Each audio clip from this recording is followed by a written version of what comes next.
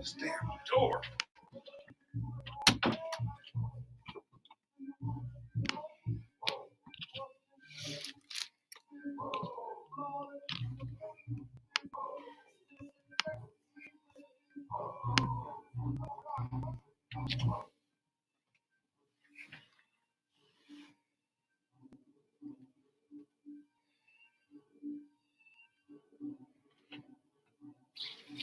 What's going on, everybody? Welcome into Late Night Sports, of course, the legendary 96.5 WUFO. I am Justice, the general super producer fan base, as Muki would say. We got DJ Rasmuado on the ones and twos filling in tonight for DJ Ready Rob. But in the studio with me, I got my man, Hilbert's finest. Jamal is here. And we're going to be here a little bit later. We're going to be a little bit later, but we're going to get started without him. We're going to talk about, this preseason, how the Bills, have looked in the preseason overall, right? What to expect from the regular season based on what we've seen in the preseason, and who we think might actually make this 53-man roster for tonight, right? So let's go ahead and get started into it with, talking about the game a little bit. Jamal, what were some of the things that you saw from the game that, maybe excited you, to get into week one? I guess I kind of see it. Benford, getting some play, looks like he may have overtook that starting role. And it only excites me because, we know what we're going to get from Dane Jackson. He's a solid corner. He's, above average. That's what we're going to get. Benford provides, he looks good. He's like a really good corner. Obviously, we would like that to be Elam, but it appears that he's just not a schemer for them. He should, I hope for his sake, I hope they trade him because he's just, it's not, I don't think he's just a scheme fit here. And it's really, in my opinion. You want him to trade Elam? I think so. He's not winning the job. He's not a scheme fit with his own. He's a very good press man corner, and that's just not what we do a lot of the time. So I would like us to trade him. I think it would be good for his career. And this value-wise for the Bills, I just don't think it maybe it's year two, and you draft him in the first round, and he's third or fourth in the depth. Like, come on, that's disappointing. Like, you gotta. That's kind of a puzzling pick right there to see that he still hasn't taken that job over him. I'm just seeing what I say. So you saying Kyrie Elam is Cody Ford? Talent-wise, absolutely not. But I'm saying, why isn't he playing? Yeah, no, I'm just playing. Come on. We saw him last year. He looked good. He looked good. He did look good. On his own stuff, but hey, what he is, he's a press man corner. So there are teams that are aggressively pressing man. So see, I don't know. I see it a different way personally. I see it as having an abundance of talent at a position, right? He's on his rookie contract, so they're not going to trade him anytime soon. At least not within the next year and a half, right? Because you still do have him for the 4 years, and he's a first round pick. Plus, you get the option. So I think that they're going to see him through at least until the last year of his contract. And in that situation, you get a stacked secondary. To be honest with you, like you mentioned, how they're all above average. Trey White is a former All-Pro pre-injury. We'll see if he can get back to that this year, hopefully, with the full recovery of the ACL should be in the second year, right? Christian Benford, as you mentioned, he's looked good ever since he came here. From the training camp of last year all the way up until now, he's looked good. He even became that CB2 at a point. Dane Jackson has been that steady CB2, almost like a Levi Wallace figure, sort of kind of type, but I do think he's better than Levi Wallace. I think that Dane Jackson is actually pretty good. He just needs to improve dramatically at the point of attack. If he gets to the point of attack, he could be a Pro Bowl caliber corner, right? And of course, the Pro Bowl is what it is. But if 3 corners decide I'm okay, he could get in. You know what I mean? He could be one of those guys, and maybe even better one day. And then of course, Kyrie Elam. I think that throughout this season, it's a very long season. People get cooked. People get injured. You know what I'm saying? I feel like having that much depth in the secondary is going to be invaluable. You also look at your Taylor Rapp coming in. He's a starting caliber safety in this league. And there's a lot of teams who he would be the guy in the secondary if he were to go there. And then DeMar Hamlin has looked pretty good in this preseason so far, having that much depth there as well. You got your Saran Neal at the nickel for Teron Johnson, who we even mentioned in the cornerbacks. Teron Johnson is also one of them, who's essentially our linebacker type of, you know what I mean, the slot corner there. Very good tackler. I don't necessarily see it as like, oh, we need to trade this guy, because I feel like if they felt that way, they wouldn't have brought back Dane Jackson. I feel like if they were like, we have too many bodies and we need to get rid of one of these guys, which is what I feel like you're implying when you say they should trade Kyrie Elam, because they have like a lot of talent at CB2 essentially. I feel like they wouldn't have brought back Dane Jackson. And I think depth is going to be a very vital piece of this team's success for this season.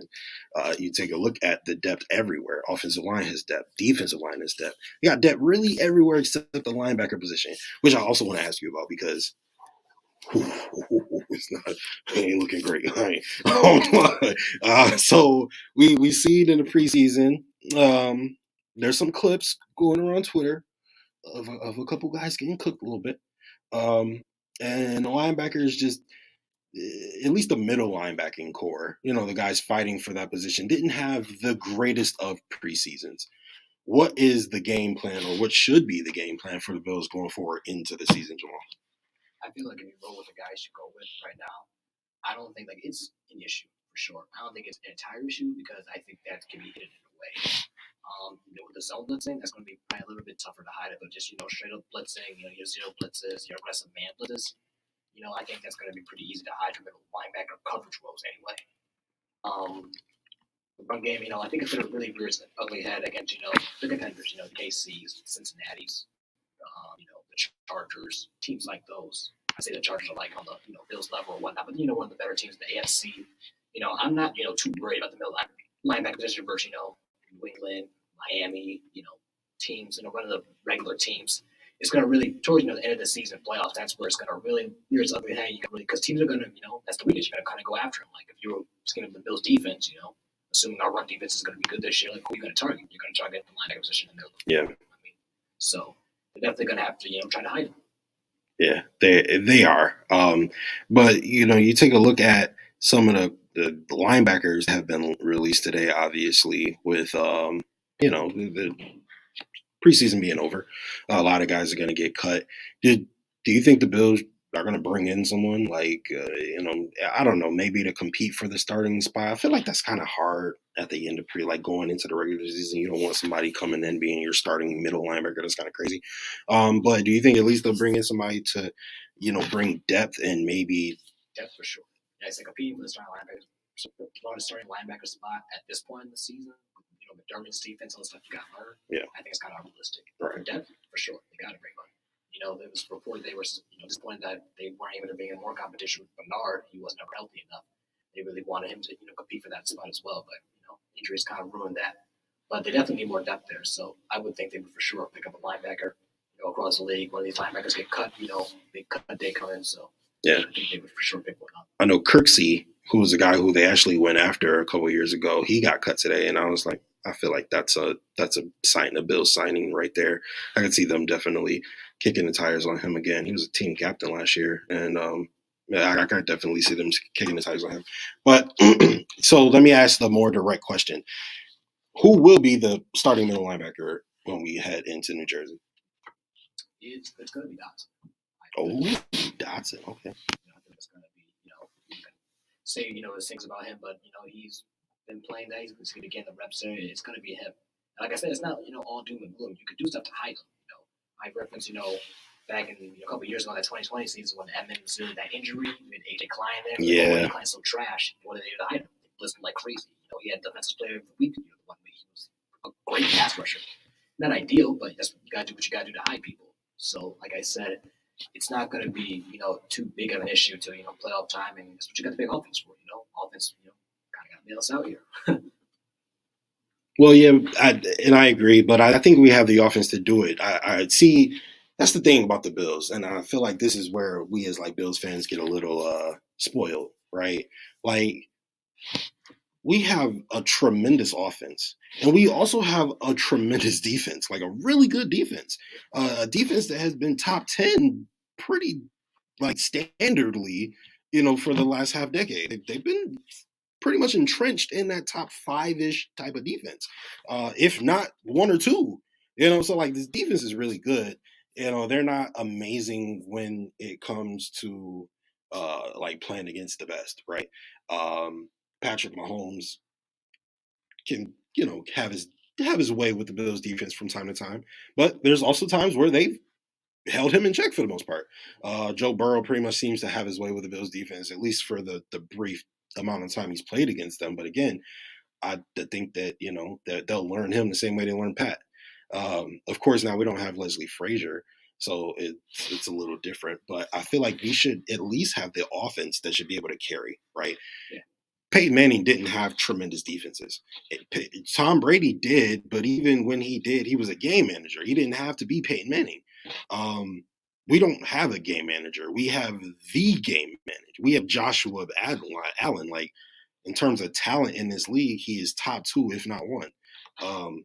So I feel like we at least should have the offense to do it. And then to look at the skill set that we put around him this year, it kind of feels like a no-brainer that we've seen defenses lead their teams to Super Bowls, i.e., Broncos when Manning was injured, or like the Bears when they had Rex Grossman at quarterback. You know what I mean? Like, we've also seen offenses that have won their team championships, and I feel like we have a great offense and a championship caliber offense.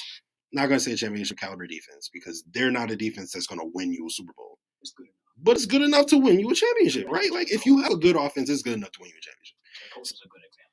Like, they weren't, the corners weren't like perfect, yeah. Perfect, but they were speedy. The yeah. defensive line was amazing. So. Bob Sanders, yeah, exactly. So I feel like we should at least be in that contention, and that's what makes it so frustrating. I actually think that our starting linebacker is going to be AJ Klein. I do. I think our starting middle linebacker is going to be AJ Klein. Simply because he's going to be like as fast or as twitchy as Dotson, or definitely not as twitchy as Bernard or Williams. Those guys are like flying all over the field. Only problem is they're a little inexperienced and don't have the awareness, right? If they were like awareness on Madden to be like 62, right? Like, you know what I mean? Like, we gotta get them more acclimated into the NFL, what to expect out of certain offenses, et cetera, et cetera.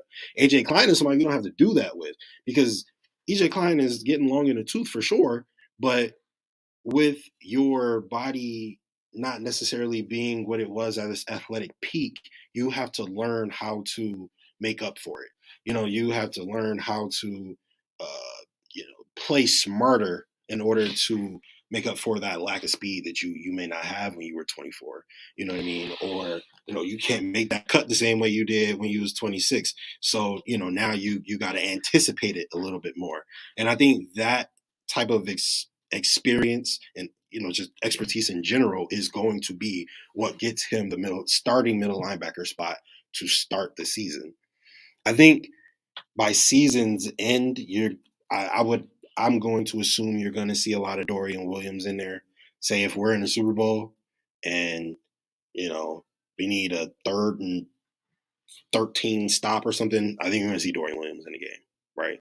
I don't think you're going to see AJ Klein that deep into the season. I think he's just kind of here as a placeholder for, kind of like one of you guys get it together, but to take a look at the offense going in, I thought it was interesting. I was playing Madden, and James Cook is our 3rd rated running back on Madden.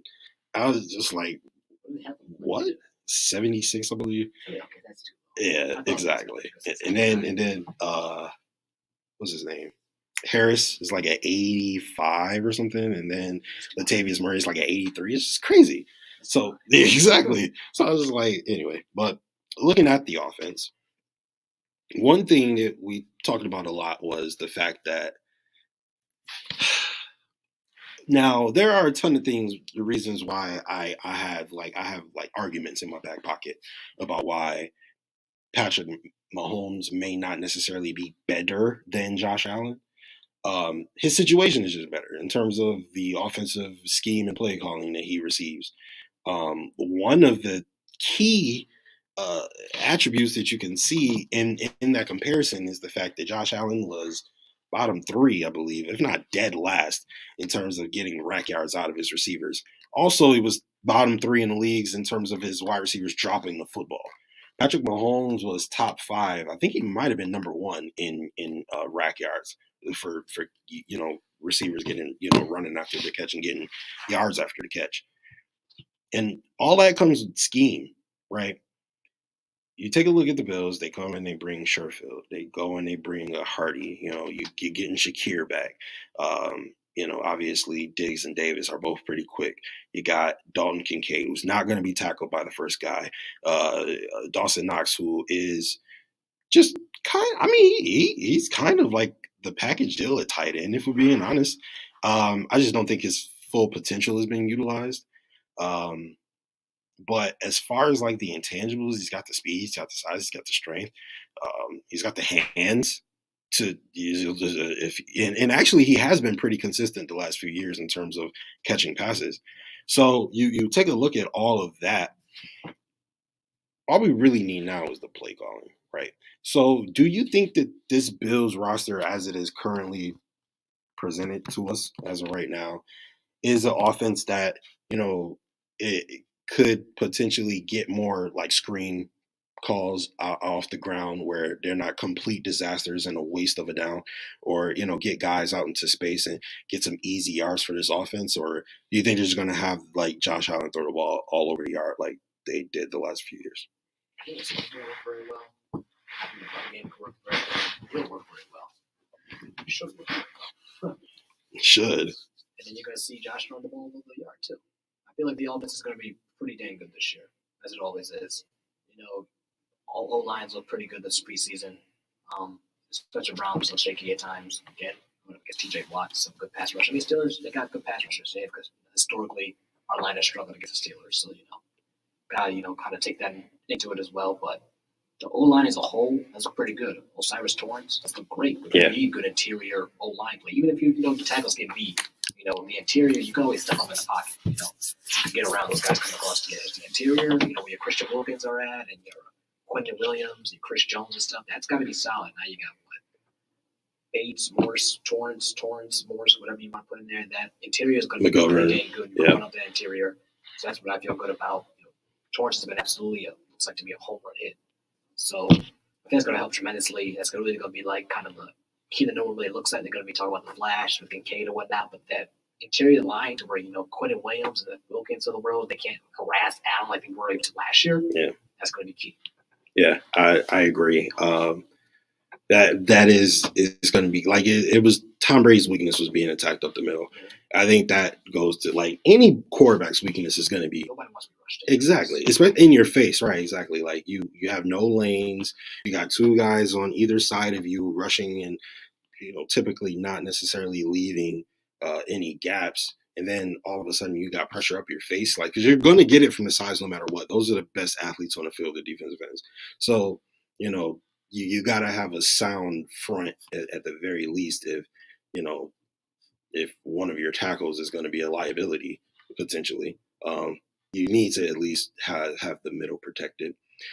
So I wanted to take a look at, it was a lot of good players who won't have a roster spot with us simply because we are a great team, right?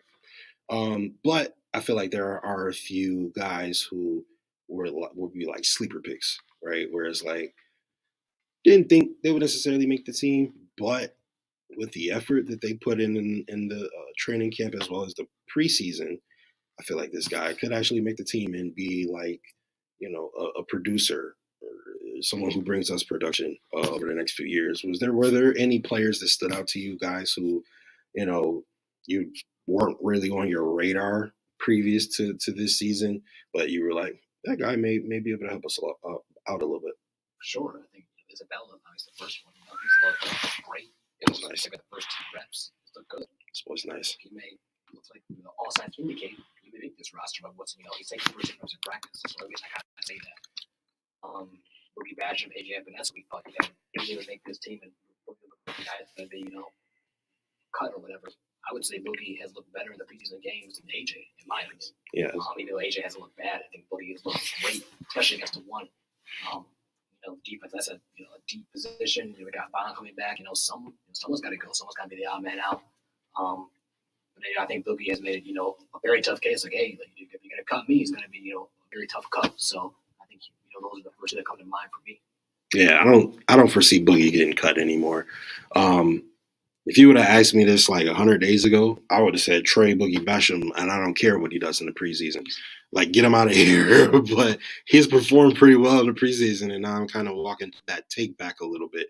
But I also did this last preseason with AJ Epinesa. I thought he was going to have a breakout season last year, and he didn't necessarily have one. He didn't have a horrible season, but it wasn't like, second, you know what I mean, second round pick type of production. So for me, one guy who I think Dime Himes being stationary on his jet ski, this might be like the best thing in the world to ever happen to this guy. And of course, I'm not wishing injury on anybody, but Darrington Evans, running back, he look pretty good. He's look pretty good. So, you take a look at the running back room where you got James Cook, you got Harris, you got Latavius Murray. It's a crowded room, but they also had Naeem Himes. I feel like all four of those running backs were probably going to make the team. Naeem Hines being a return specialist, but Darrington Evans is also a return specialist. Who? Yeah, Reggie Gilliam. Oh, Reggie Gilliam, fullback. Yeah. I think that Darrington Evans is going to make this team. And I would dare to say I would almost want to see him make it over Latavius Murray. I don't think that they are like apples to apples in terms of comparison from what you would want out of your running back. Latavius Murray is big, fast back. Darrington Evans is a little bit on the smaller side, but I do like what he brings to the table. And I feel like Damian Harris and Latavius Murray might be a little redundant.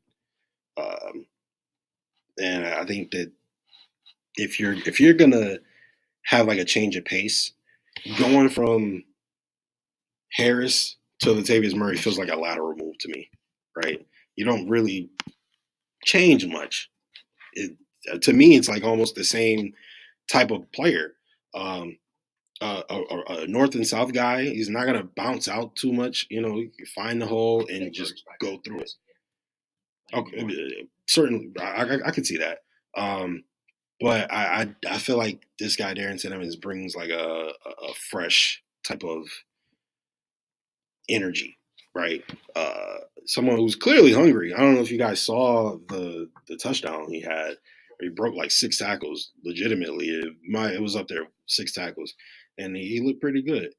I don't know if this is a guy who is like going to be seeing like ample playing time. I'm not going to say that, but I think that he could be a gadget player, like a Isaiah McKenzie type of guy coming out of the backfield. And like I said, your Naeem Himes, I feel like this was supposed to be Naeem Himes, and he may be able to fit the bill. We'll see. I'm not going to necessarily say that he is, but he might be better than Naeem Himes.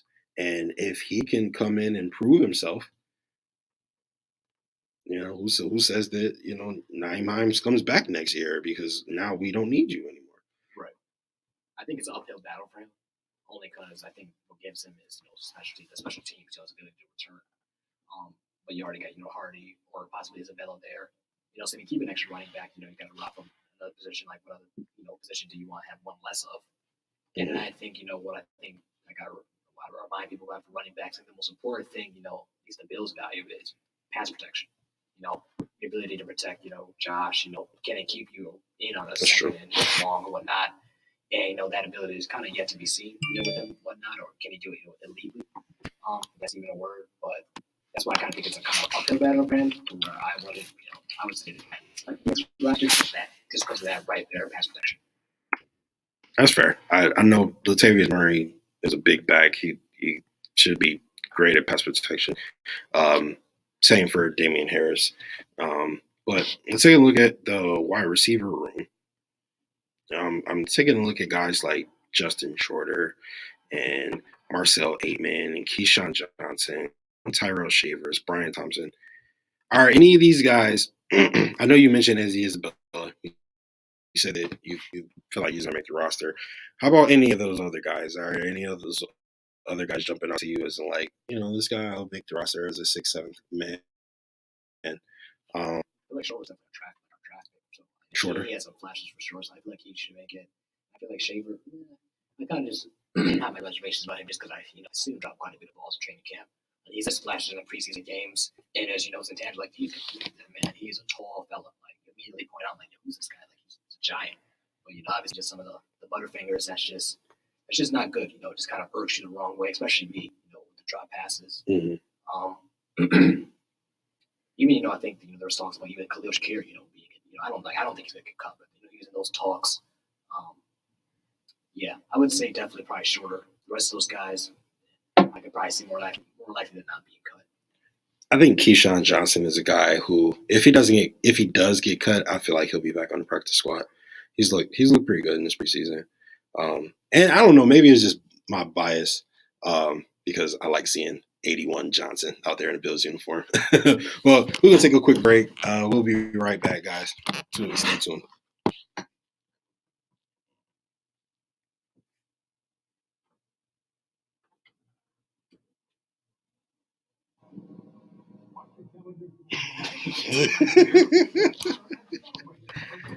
My man Muki is mad late.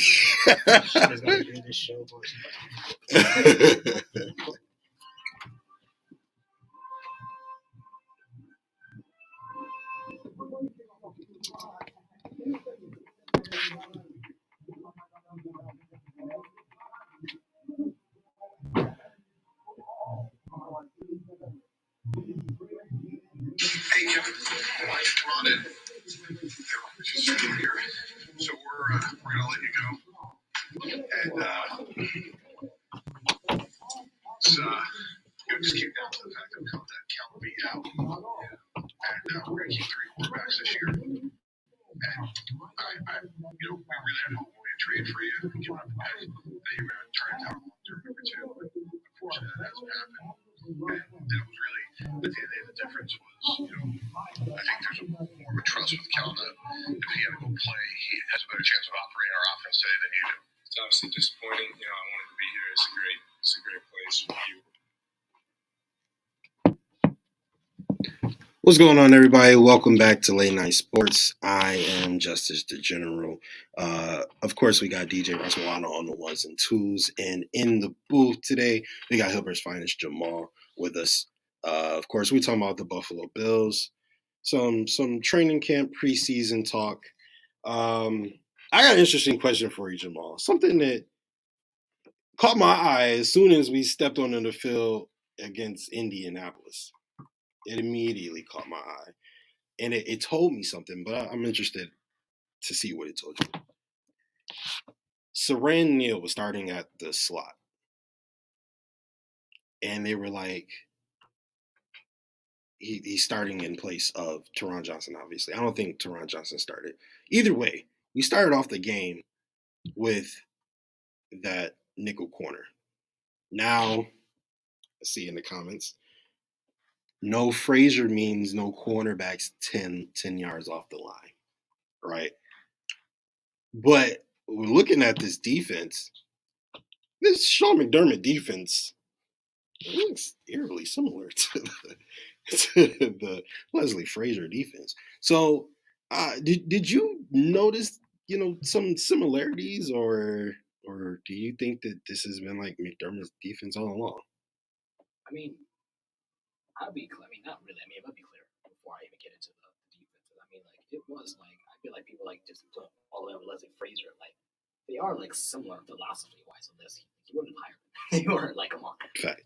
Maybe Frazier was a little bit more passive than him, wasn't as aggressive. But philosophy wise, they are similar. And they were there's games in the past you can see. Oh, McDermott has influence on. I go to where we lost at New England, and the coach was a little emotional about that. Come on, he got his feelings.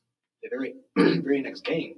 First drive of the game, they're blitzing like crazy. I'm like, okay, McDermott obviously had input there. Yeah. Very aggressive. Yeah. The KC game, AFC got blown out, but we were blitzing there. McDermott obviously had input. We were more aggressive. So, you could see to where he's a little bit more, inputting in the game plan with certain games over the years. But as far as the preseason goes, they were just playing pretty much basic vanilla stuff. Like everyone does. Nothing, scheme-wise too complicated. The only thing they really did do was kind of they blitzed a lot, especially in the indie game.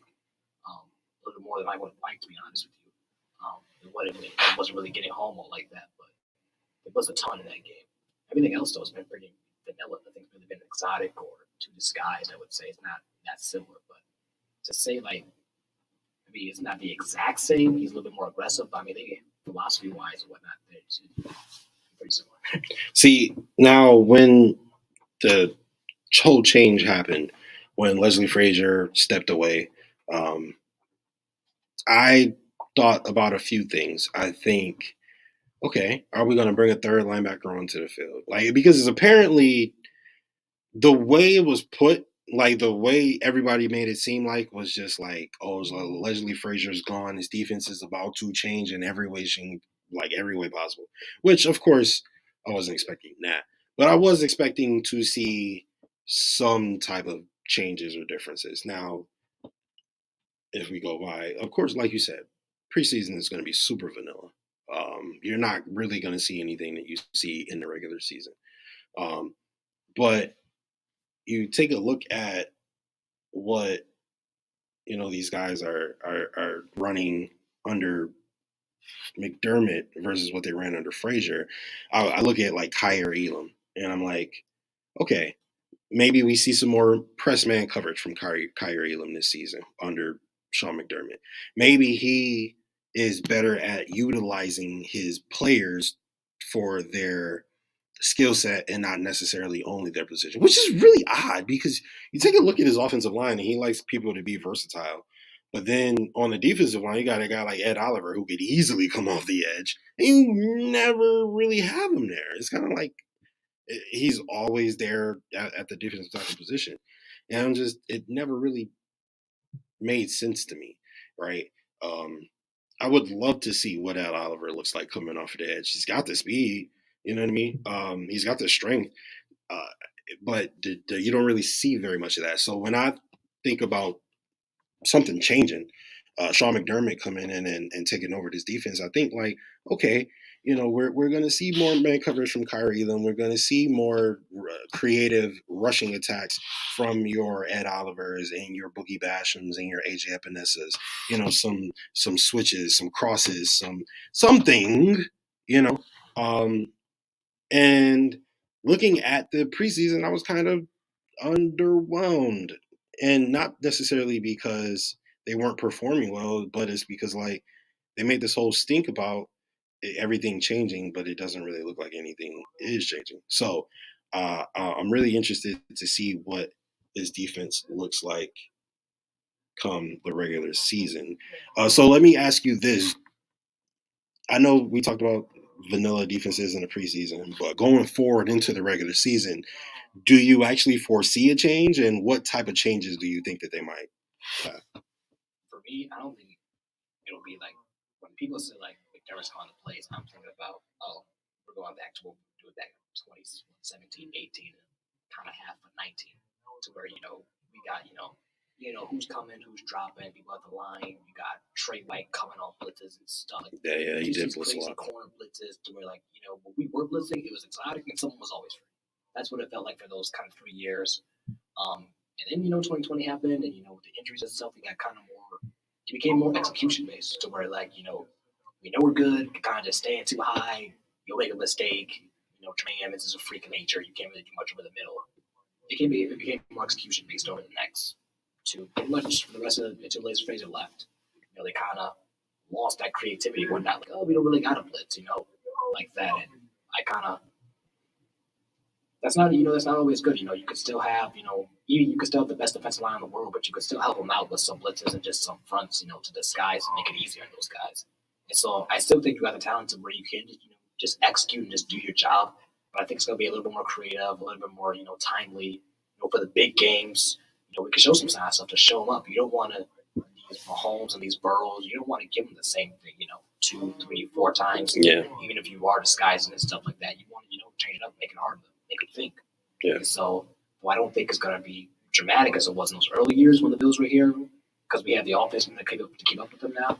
I think you'll see at times we're like, hey, that's creative. What's he doing? Why is Trey White coming off the edge like that?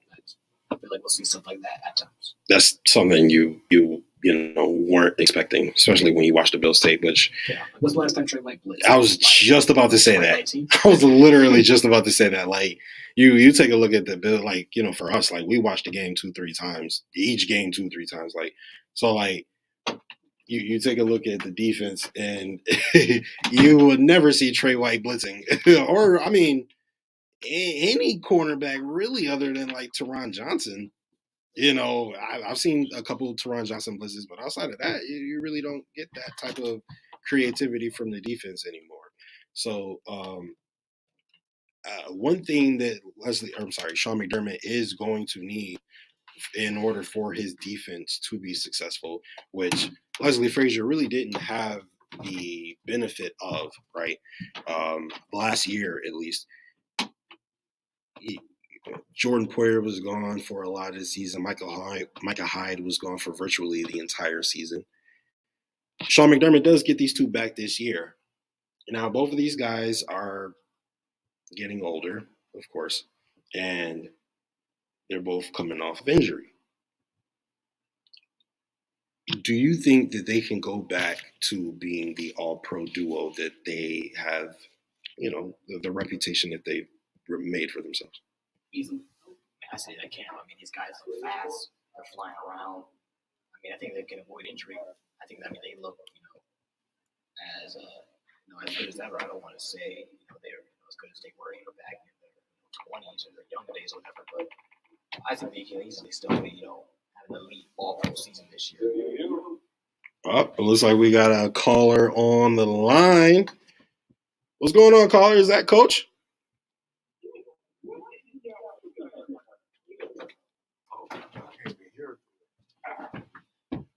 We hear you, Coach. Just a little low. We gotta turn you up.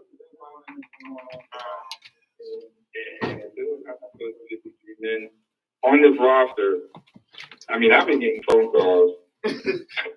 I got the most insane phone call on, is Kyrie even getting traded?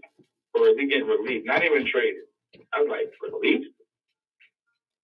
And this is, reporter.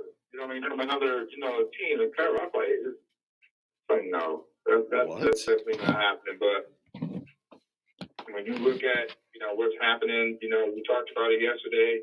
These next 36 hours is going to be crazy. You're going to be a lot of things. But, come 4 p.m. tomorrow, the Bills must submit a 53-man roster. And we're not sure who's going to be on there or how, or, it's been a lot of position battles. One thing I know for sure, white guy number one, we know who won that position battle. O'Cyrus Torrence.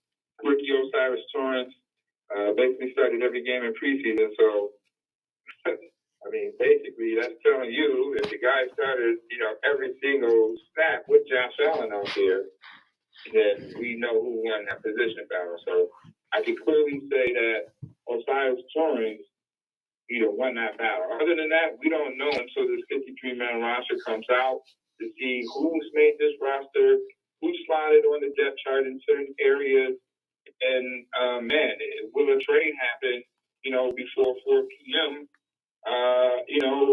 Tuesday. So, that's really what's been going on.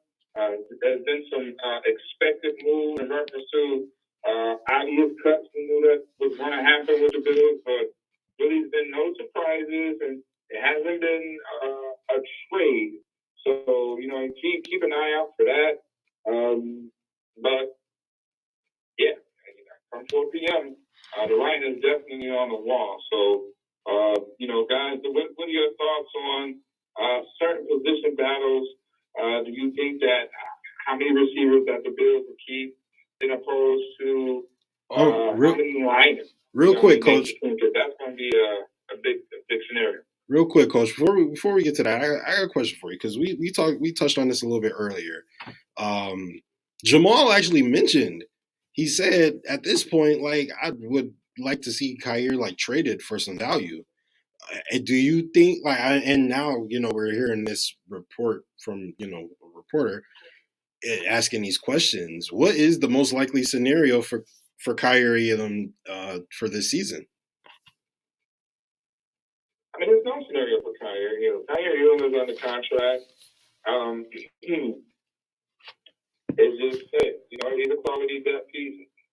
I wouldn't be surprised if Christian Benford is labeled as a starter. I don't want to be surprised if James Jackson is. All I know is that right now that probably Kyrie, maybe, he's going to, start the season off, back it up until, they face a team where, they want to probably play a little bit more first man, playing a little bit more to his strong suits and, trust the guys that's more familiar with their scheme. That's not a knock on Kyrie Elam. It is that just, hey, if I know that this guy is better for this specific job, why, put another person in place that I know that's not capable of doing a better job than that guy. You know what I mean? So it's just being realistic to what you want in your scheme and the players that, that fit certain schemes against certain teams. So right now, like I said, in that order, I wouldn't be surprised. Coach, I gotta disagree, Coach. Won't be released, that's for sure.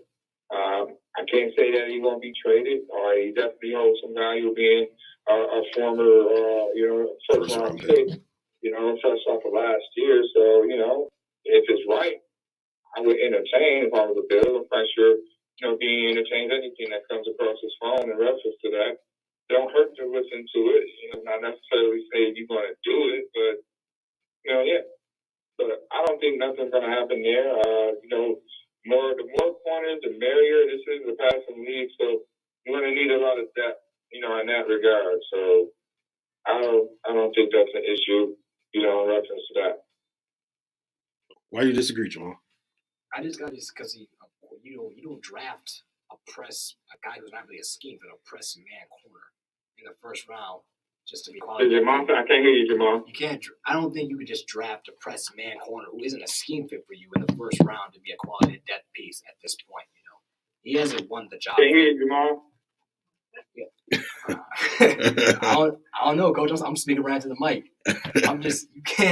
You can't draft him in the first round who isn't a scheme fit just to be quality depth for you. I feel like he's got to be, traded. Why his value is kind of somewhat high right now. I agree with that, and that exposes some things on, how the Bills evaluate players. It's definitely exposing them. Why draft a guy when he doesn't fit your scheme, and then you're frustrated when it's obvious. Stop trying to make players that don't fit your scheme, fit your scheme if you can't develop it right. Oliver, to me, he don't fit their team. Hey, that's the issue. You need to develop scheme fit, especially in the first round. And, right now it just seems like, the Bills kind of been missing on those areas, quite a late. So you have a point, in reference to that. But if you're going to draft that guy, you better have something, that's going to accentuate his game, within your scheme. So, it's not Kyrie Elam's fault, because what he knows is what he knows. So you drafted him on what he knows. You can't, change a player that's been doing a certain type of thing good, all his life overnight. That's just not going to happen. So it's the same. It's definitely the Bills. The same exact issue you run in with AJ Epinesa. You run into the same issue with Ed Oliver. You run into a similar issue with Tremaine Edmonds. I agree. Yeah, the thing with AJ is he really came in with COVID, and I don't know too many superstars that really came out of COVID. Let me know. What hot boys came out in the COVID year? That's not many. Justin Jefferson. But on the defensive side, wasn't really too many, defensive players. I think Espinoza kind of went where, he should have gone, but it's just that the lack of resources and everything that was going on with COVID, especially in the OTA minicamp form, that's very important when dealing with the NFL. And, it's like you kind of that was a redshirt year for him, and it's just a shame that this year is going to be his best year as a Bill, and he's going to be in a situation because it's going to be a contract year for him. And you got Boogie Basham, and you got Greg Rousseau, you got Von Miller, you got Leonard Floyd, so that's going to be an issue. And AJ Espinoza going to have a breakout season. For me, AJ Espinoza is going to have a 10-plus sack season. Oh, wow. And, the Bills are going to have to, make a decision on how that works. That's a hot take. Other than that, you're just drafting these guys and letting them walk to go to other teams. And you can't draft that way. All right, coach with a hot take. He said AJ Epinesa going to have double-digit sack year. All right, we're going to see. All right. I'm trying to tell you, watch it. We're going to be watching. We definitely going to be watching 57. See what he do. For sure. When you look in the drafts that came out of that class with Epinesa, Chase Young, Greg Rousseau, and AJ Espinoza top 3 in college football in sacks. With those 3. We have 2 out of those 3. It's just a point where he reaches his full potential. It's just that the COVID year was a wash, and you behind guys that get paid way more money than you, and certain development takes longer than others. And watch, this year with AJ, being around guys like Von Miller and now Leonard Floyd to, sharpen his tool chest or he tap the natural ability that he got drafted for, what's that? Shut up. And then we're going to be like, we're going to keep him back. Guess what? There's been no money resigning because you got to pay somebody for Rousseau. Drafted him first round, right? So it's a situation. How that's going to pan out? Did you boot Bruce? Did you boot Espinoza to get somebody else a roster spot? Because to me, the Bills are going to be in the bind on the defensive line. You got to keep 5 interiors. So how many outside rushers are you going to keep on the outside?